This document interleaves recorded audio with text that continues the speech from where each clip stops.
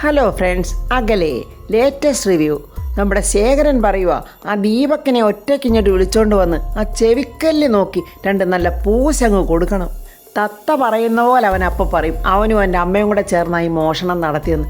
അയ്യോ ശേഖരേട്ട, അത് വേണ്ട, കുടുംബത്തിൽ വലിയ പ്രശ്നമാകും.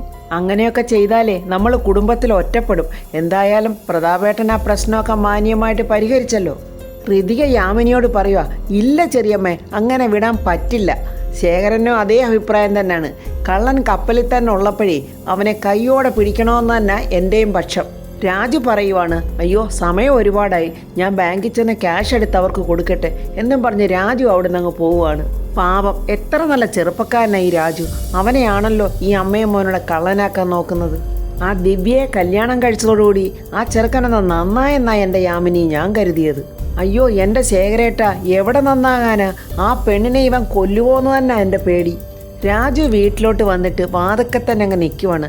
രാജുവിന് വർമ്മസാറിൻ്റെ വീട്ടിൽ വെച്ചിട്ടുണ്ടായ അപമാനമൊക്കെ മറക്കാൻ അങ്ങോട്ട് പറ്റുന്നില്ല. എങ്ങനെയാണ് വർമ്മസാറിൻ്റെ മുന്നിൽ ഈ അംബിക മേഡവും ദീപക്കും ചേർന്നാണ് ആ പണം മോഷ്ടിച്ചതെന്ന് ഞാൻ തെളിയിക്കേണ്ടത് എന്നൊക്കെ ഇങ്ങനെ ആലോചിച്ച് രാജു അവിടെ അങ്ങനെ നിൽക്കുമ്പോൾ നമ്മുടെ വേണുവേട്ടൻ കാണുന്നുണ്ട്. എന്തോ ഒരു വിഷമമുണ്ടല്ലോ അവന്, എന്താണെന്ന് ചോദിച്ചു കളയാം എന്നും പറഞ്ഞ് വേണുവേട്ടൻ വന്നിട്ട് വിളിക്കുന്നുണ്ട്. എടാ മോനെ രാജു, എന്താ നിന്റെ മുഖത്തൊരു വിഷമം? എന്താണെങ്കിലും മോൻ അച്ഛനോട് പറ. അങ്ങനെ രാജു അവിടെ ഉണ്ടായ സംഭവങ്ങളെല്ലാം വേണുവേട്ടനോട് പറയുവാണ്. ഇത് നിന്നെ കുരുക്കാൻ വേണ്ടി അംബികാമേടും അവരുടെ തലതെറിച്ച മോൻ ദീപക്കും കൂടി ചെയ്തത് തന്നെ. അതെ അച്ഛാ, അവർ തന്നെയാണ് ചെയ്തിരിക്കുന്നതെന്ന് അവിടെ ഉള്ളവർക്കൊക്കെ ഏറെക്കുറെ മനസ്സിലായിട്ടുണ്ട്. ആ അംബിക മേഡത്തിൻ്റെയും അവരുടെ മകൻ്റെയും കണ്ണിലെ കരടാ മോനെ നീ. നിന്നെ അവിടുന്ന് ചാടിക്കാൻ വേണ്ടിയാണ് അവർ ചെയ്യുന്ന വേലകളൊക്കെ. എന്നാലും അച്ഛാ, ഞാൻ സാറിൻ്റെ മുന്നിൽ നിന്ന് വളരെ വിഷമിച്ചു പോയി. എടാ രാജു, നീ 10 ലക്ഷമല്ല 10 കോടി മോഷ്ടിച്ചെന്ന് പറഞ്ഞാലും വർമ്മ സാർ അതൊന്നും വിശ്വസിക്കത്തില്ല. കാരണം അത്രയ്ക്ക് വിശ്വാസവും സ്നേഹവുമാണ് വർമ്മ സാറിന് നിന്നോട്. എന്നാലും അച്ഛാ, എനിക്ക് അംബിക മേഡവും ദീപക്കും ചേർന്ന് ആ 10 ലക്ഷം രൂപ എവിടെയാണ് ഒളിപ്പിച്ച് വെച്ചിരിക്കുന്നതെന്ന് എനിക്ക് കണ്ടുപിടിക്കണം. എന്നിട്ട് അതെൻ്റെ വർമ്മ സാറിനെ ഏൽപ്പിക്കണം. അതൊന്നും കിട്ടാൻ പോകുന്നില്ലടാ രാജു. ആ സ്ത്രീയും അവരുടെ മകനുമൊക്കെ നിസാര കക്ഷികളൊന്നും അല്ല. അവർ നിന്റെ മേൽ എത്രയൊക്കെ ചെളിവാരി എറിഞ്ഞാലും വർമ്മ സാർ നിന്നെ അവിശ്വസിക്കത്തില്ല. അതിൻ്റെ കാരണം എന്താന്ന് വെച്ചാലേ, പേരും പെരുമയുള്ള സൂര്യമംഗലം കൊട്ടാരത്തിൽ നിന്നാണ് അദ്ദേഹം ജീവിതം പഠിച്ചത്. ആ തറവാടിത്വവും ഗുണവും വർമ്മ സാറിന് മരണം വരെ കാണുകയും ചെയ്യും. രാജു ഇതുവരെ ഇങ്ങനൊരു സംഭവം കേട്ടിട്ടില്ല. സൂര്യമംഗലം കൊട്ടാരമോ? അതെവിടെയാച്ചാ? എന്തൊക്കെയോ രഹസ്യങ്ങൾ അതിൽ ഒളിഞ്ഞിരിപ്പുണ്ടെന്ന് മനസ്സിലാകുന്നുണ്ട്. എന്നുവെച്ചാൽ വേണുവേട്ടൻ ഒരു പരുങ്ങലോടെ പറയുന്നു, അതൊക്കെ നീ വഴിയെ അറിയുന്നതാണ് നല്ലത്. പക്ഷേ പല പ്രാവശ്യം നിന്നോട് ഞാൻ പറഞ്ഞിട്ടുള്ളതുപോലെ ഒരു പ്രാവശ്യം കൂടെ ഞാൻ നിന്നോട് പറയുക, ആ അംബിക മേഡത്തെ നീ സൂക്ഷിക്കണം. ആ കാണുന്നതൊന്നും അല്ല അവരുടെ മുഖം. ആ സ്ത്രീ ഒരു മാരക വിഷമാണ്, കൊടിയ വിഷം. എന്ത് ചെയ്യാനും ആരെ കൊല്ലാനും ഒന്നിനും ആ സ്ത്രീ മടിക്കില്ല. വേണുവേട്ടൻ്റെ മനസ്സിൽ സൂക്ഷിച്ചിരിക്കുന്ന ഒരുപാട് രഹസ്യങ്ങൾ രാജുവിനോട് പറയണമെന്നുണ്ട്. പക്ഷേ അതിപ്പോൾ പറയുന്നത് ശരിയാണോ എന്നറിയില്ല. ആ ഒരു കൺഫ്യൂഷനിലാണ് വേണുവേട്ടൻ. ശരി, അതൊക്കെ വിട്, മോനിങ്ങനെ വിഷമിച്ചോണ്ട് നിൽക്കാതെ എന്നും പറഞ്ഞ് വേണുവേട്ടൻ രാജുവിനെയും വിളിച്ചോണ്ട് പോവുകയാണ്. പ്രതാപൻ ഇങ്ങനെ കാറിൽ പൊയ്ക്കൊണ്ടിരിക്കുമ്പോൾ റോഡിൽ ഒരാൾ വണ്ടി നിർത്തി എന്തോ റിപ്പയർ ചെയ്യുന്ന പോലെ കാണുന്നുണ്ട്. പെട്ടെന്ന് പ്രതാപൻ ആ ആളെ സൂക്ഷിച്ചു നോക്കിയിട്ട് ഡ്രൈവറോട് പറയുന്നു, വണ്ടി ഒന്ന് നിർത്തിക്കേ. എന്നിട്ട് പ്രതാപൻ നടന്നു ചെന്ന് ആ വണ്ടി റിപ്പയർ ചെയ്യുന്ന ആളിനെ നോക്കുവാണ്.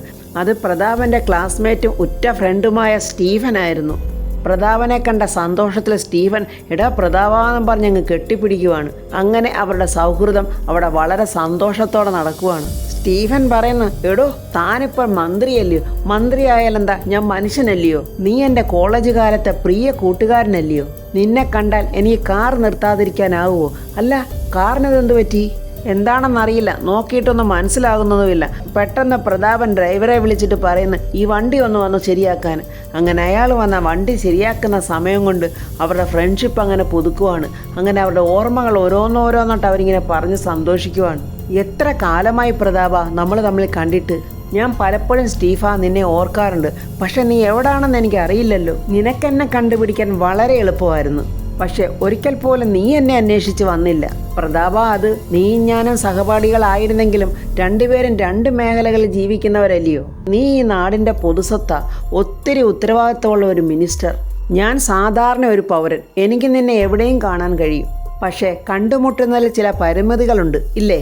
താൻ വണ്ടിയെ നോക്കണ്ടാടോ, എൻ്റെ ഡ്രൈവർ അത് ശരിയാക്കി തരും. അവൻ നല്ലൊരു മെക്കാനിക്കൽ കൂടെയാണ്. അത് പിന്നെ പറയണോ, മന്ത്രിയുടെ ഡ്രൈവർ എന്ന് വെച്ചാലേ സർക്കാർ എംപ്ലോയി അല്ലയോ. എടോ സ്റ്റീഫ, ഇത് ഞാൻ എൻ്റെ പേഴ്സണൽ ആവശ്യത്തിന് ഇറങ്ങിയതാ. ഇതെൻ്റെ സ്വന്തം ഡ്രൈവറുമാണ്. പ്രതാപ, നിന്നെ കണ്ടിട്ട് ഒരു മാറ്റവും ഇല്ല. ഒരു നിത്യഹരിത നായകനെന്ന് തന്നെ പറയാം. നിന്റെ ഗ്ലാമറിനും ഒരു കോട്ടവും വന്നിട്ടില്ല. പ്രതാപൻ ചിരിച്ചു തള്ളുവാന്ന്. ഒന്ന് പോടാ അവിടുന്ന്. എടാ പ്രതാപ, ഞാൻ പറഞ്ഞത് സത്യവാടാ. പണ്ടത്തെ ആ പ്രതാപ വർമ്മയെന്ന് പറഞ്ഞാൽ കോളേജിലെ സൂപ്പർ ഹീറോ ആയിരുന്നു. Arts club secretary, college union chairman. അതൊക്കെ ഒരു കാലമല്ലായിരുന്നോ സ്റ്റീഫ? ഈ തിരക്കിനിടയിൽ ഓർക്കാൻ അതൊക്കെ എനിക്കുള്ളു. ഓർക്കാൻ അത് മാത്രമല്ലല്ലോ പ്രതാപ നിനക്ക്. കോളേജ് ക്യാമ്പസിലെ മഹാഗണി മരത്തിൻ്റെ ചുവട്ടിലുള്ള പ്രണയം, റോമിയോ ആൻഡ് ജൂലിയറ്റ് അല്ലെങ്കിൽ ലൈല മജ്നു. സ്റ്റീഫൻ അങ്ങനെയൊക്കെ പറയുമ്പോൾ പ്രതാപൻ്റെ മുഖത്ത് സങ്കടമാണ് വരുന്നത്.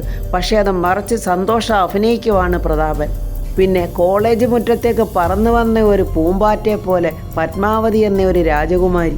ആ രാജകുമാരിയെ പ്രേമിക്കുന്ന രാജകുമാരനായ പ്രതാപവർമ്മ. എല്ലാവർക്കും നിങ്ങളോട് എന്ത് അസൂയായിരുന്നെന്നറിയാവോ? നിങ്ങളുടെ ആ പ്രണയം അന്ന് കോളേജിൽ ഒരു ചർച്ചാ വിഷയം തന്നെ ആയിരുന്നു. എന്തുകൊണ്ടും സക്സസ്ഫുള്ളായ ഒരു പ്രണയം. സ്റ്റീഫൻ ഇങ്ങനെ വാതോരാതെ സംസാരിക്കുമ്പോഴും പ്രതാപൻ ഇങ്ങനെ അലസനെ പോലെ അങ്ങോട്ടും ഇങ്ങോട്ടും നോക്കി നിൽക്കുവാണ്. കാരണം പത്മാവതി ഇന്ന് അവനോടൊപ്പം ഇല്ലല്ലോ. അത് സ്റ്റീഫനോട് പറയാനും പറ്റില്ല. നിങ്ങൾക്ക് കുട്ടികൾ എത്രയുണ്ടോ? ഒരു മകൾ മാത്രമേ എനിക്കുള്ളൂ. പത്മാവതിയെ ഞാൻ അന്വേഷിച്ചു എന്ന് പറയണം.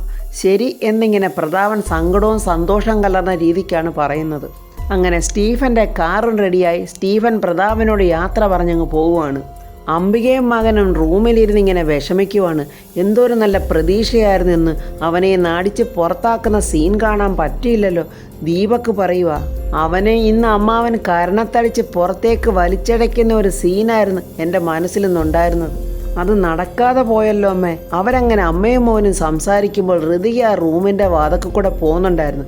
ആ സംഭാഷണം ഋതിക കേട്ടിട്ട് ഋതിക ആ കതവിൻ്റെ അടുത്ത് മറഞ്ഞു നിന്ന് കേൾക്കുവാണ് അവർ പറയുന്നതൊക്കെ. അംബിക പറയുക, ആ രാഷ്ട്രീയക്കാരുടെ മുന്നിൽ വെച്ച് അവനെ നാണം കെടുത്തണമായിരുന്നു.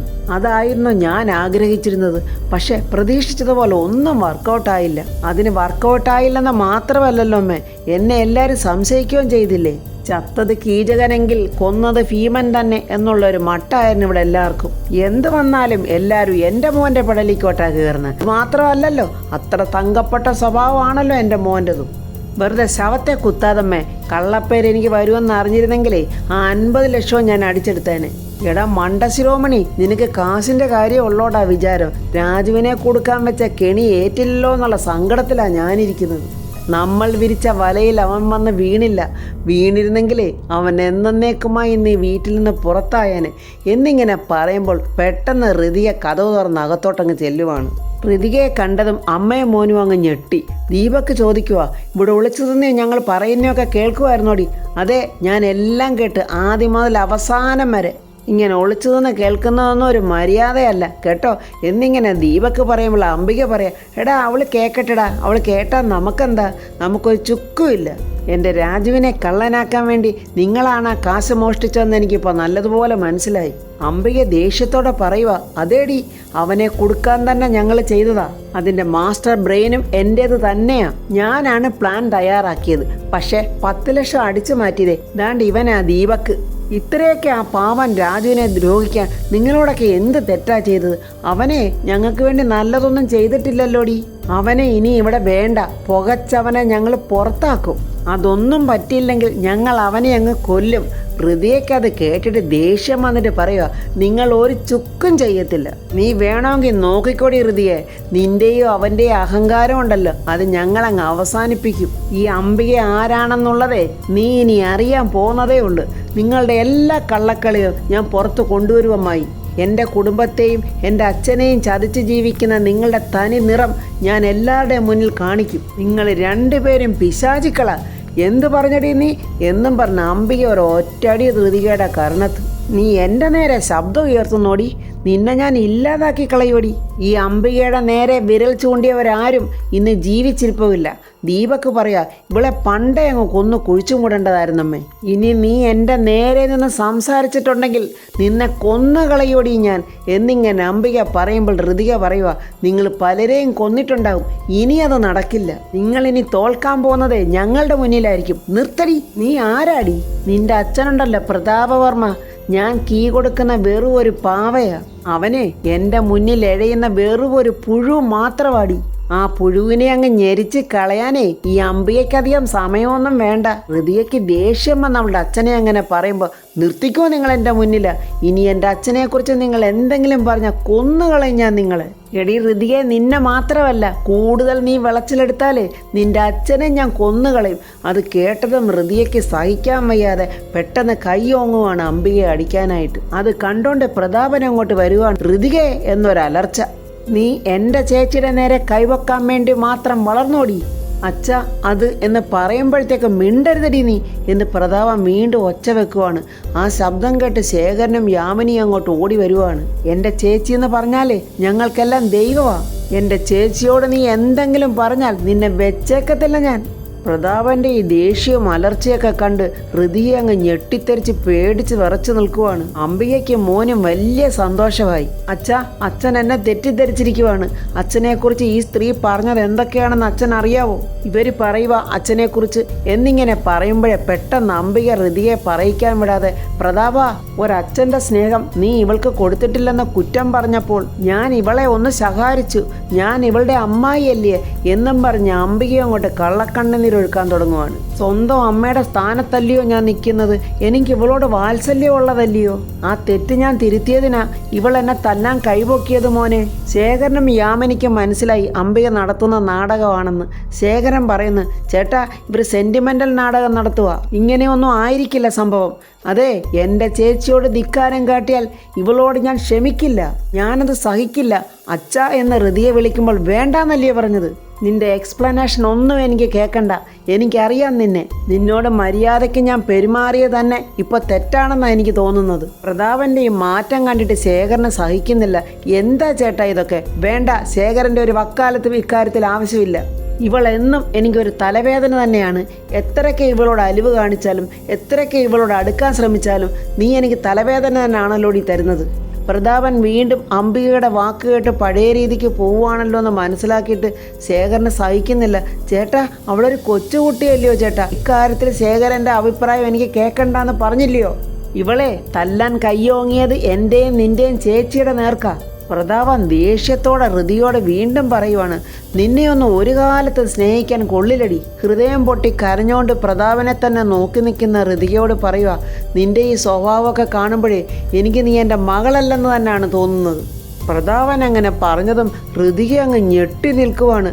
അത് കേട്ട് അംബികയ്ക്കും മോനും സന്തോഷം. അംബിക അതിലൊരു കഥ ഇനി മെനഞ്ഞുണ്ടാക്കുമെന്ന് തോന്നുന്നു. പ്രതാപ, ഇത് നിന്റെ മകളല്ല എന്ന അംബികയെ അത് വരുത്തി തീർക്കാൻ തന്നെ ശ്രമിക്കുമെന്ന് തോന്നുന്നു. ഋതിക കരഞ്ഞോണ്ട് അച്ഛ എന്ന് വിളിച്ചപ്പോൾ, വേണ്ട, അച്ഛൻ എന്തുവാ പറഞ്ഞത്? ഞാൻ പറഞ്ഞത് എന്താ നീ കേട്ടില്ലയോ? എൻ്റെ ഒരു ക്വാളിറ്റിയും ഇല്ലാത്ത നീ എങ്ങനെയാണ് എൻ്റെ മകളാകുന്നത്? ശേഖരം യാമിനിയും അത് കേട്ടങ്ങ് തകർന്നു നിന്ന് കരയുവാണ്. ആ ദുഷ്ടപിശാച് അംബികയുടെ വാക്കുകൾ കേട്ട്, ദൈവമേ, എന്തൊക്കെയാണ് ഈ പ്രതാപൻ വിളിച്ചു പറയുന്നതെന്നോർത്ത് യാമിനി കരഞ്ഞുകൊണ്ട് പറയുന്നു, ഏട്ടാ, ഒന്ന് ക്ഷമിക്ക്, ഇതൊരല്പം ക്രൂരതയായിപ്പോയി. എൻ്റെ ചേച്ചിയുടെ നേരെയാണ് ഇവൾ കൈയോങ്ങിയത്. എന്തൊക്കെ സംഭവിച്ചാലും ഇവൾ എൻ്റെ ചേച്ചിയോട് മാപ്പ് പറയാതെ ഇവളെ ഞാൻ വെറുതെ വിടില്ല. നീ എൻ്റെ ചേച്ചിയോട് മാപ്പ് പറ. അച്ഛാ, അവർ മാപ്പ് പറയേണ്ടത് അച്ഛനോടാണ്. അച്ഛനെക്കുറിച്ചാണ് ഇവർ അപവാദം പറഞ്ഞത്. നീ കൂടുതലൊന്നും എന്നോട് പറയണ്ട. നീ ഇവിടെ ജീവിക്കണമെങ്കിൽ ഞാൻ പറയുന്ന നീ അനുസരിക്കണം. ചേച്ചിയോട് നീ മാപ്പ് ചോദിക്കാനാ പറഞ്ഞത് എന്ന് പറയുമ്പോൾ ഋതിക ദേഷ്യത്തോടെ രണ്ട് കൈയും കൂപ്പി തൊഴുതിട്ട് പറയാ, ഞാൻ നിങ്ങളോട് തെറ്റ് ചെയ്തിട്ടുണ്ടെന്ന് നിങ്ങൾക്ക് തോന്നുവാണെങ്കിൽ ഞാൻ നിങ്ങളോട് മാപ്പ് ചോദിക്കുന്നു.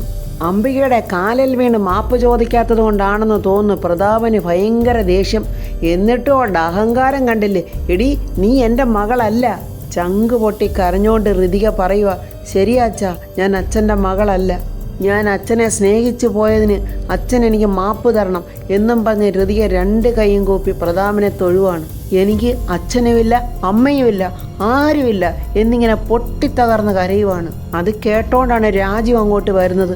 ഹൃതിക കരയുന്നത് കണ്ട് രാജുവിന് സഹിക്കുന്നില്ല. രാജു സങ്കടത്തോടെ ഹൃതികയെ നോക്കിയ വാതുക്ക നിൽക്കുവാണ്. എനിക്ക് മനസ്സിലായി ഞാനൊരു അനാഥയാണെന്ന്. നിങ്ങൾക്കെന്നെ ഓർഫനേജിലാക്കാമായിരുന്നില്ലേ? എങ്കിലെനിക്ക് ഇത്രയും സങ്കടം ഉണ്ടാവില്ലായിരുന്നു. രാജു ആകെ തകർന്നു നിൽക്കുവാണ് ഹൃതികയുടെ കരച്ചിൽ കണ്ട്. ഓടി വന്ന് ഹൃതിയെ കെട്ടിപ്പിടിച്ചിട്ട് ഞാനുണ്ട് എൻ്റെ ഹൃതിക മേഡത്തിന് എന്ന് പറയണമെന്ന് രാജുവിന് മനസ്സിലുണ്ട്. ഹൃതിക കരഞ്ഞുകൊണ്ട് പുലമ്പുവാണ്. ആരും സ്വന്തക്കാരില്ലാത്ത ഈ ഞാൻ ഇനി എന്തിന് ജീവിച്ചിരിക്കണം? മരിക്കാൻ എനിക്ക് പേടിയായിട്ടല്ലയോ? അല്ലെങ്കിൽ ഞാൻ ആത്മഹത്യ ചെയ്താനേ. ഹൃതിക ഇങ്ങനെയൊക്കെ പ്രതാപനോട് പറയുന്നെങ്കിലും പ്രതാപൻ്റെ മനസ്സിൽ അല്പം പോലും അലിവില്ല. വല്ലാത്തൊരു ക്രൂരതയോടെ തന്നെയാണ് പ്രതാപൻ ഹൃതികയെ നോക്കുന്നത്. നിസ്സഹായാവസ്ഥയിൽ രാജു ഇങ്ങനെ ഹൃതികയെ തന്നെ നോക്കി നിൽക്കുവാണ്. പ്രതാപനെ എതിർക്കാൻ ധൈര്യമില്ലാതെ ശേഖരനും യാമിനിയും കണ്ണുനീരോടെ ഹൃതികയെ നോക്കി ഇങ്ങനെ തകർന്നു നിൽക്കുവാണ്. അപ്പോൾ ഫ്രണ്ട്സ്, പ്രതാപന് പെട്ടെന്നുണ്ടായ മാറ്റത്തിൻ്റെ കാരണം ഒരുപക്ഷെ സ്റ്റീഫനെ കണ്ടപ്പോൾ പത്മാവതിയും പ്രതാപനും തമ്മിലുള്ള പ്രേമവും കല്യാണവും ഒക്കെ സ്റ്റീഫൻ ഓർമ്മപ്പെടുത്തിയത് പ്രതാപൻ്റെ മനസ്സിൽ ദുഃഖം വന്നതുകൊണ്ടായിരിക്കാം. ആ ദേഷ്യമെല്ലാം ഹൃതികയുടെ മേലിൽ കാണിച്ചതെന്ന് തോന്നുന്നു. ഹൃതിക ഇനി പ്രതാപനോടും അംബികയോടും എന്താണ് ചെയ്യാൻ പോകുന്നതെന്നൊക്കെയുള്ള റിവ്യൂമായി നമുക്ക് നാളെ കാണാം. എൻ്റെ ഈ റിവ്യൂ ഇഷ്ടപ്പെട്ടാൽ ലൈക്കും കമൻസും, സബ്സ്ക്രൈബ് ചെയ്യാത്തവർ സബ്സ്ക്രൈബ് ചെയ്യണേ.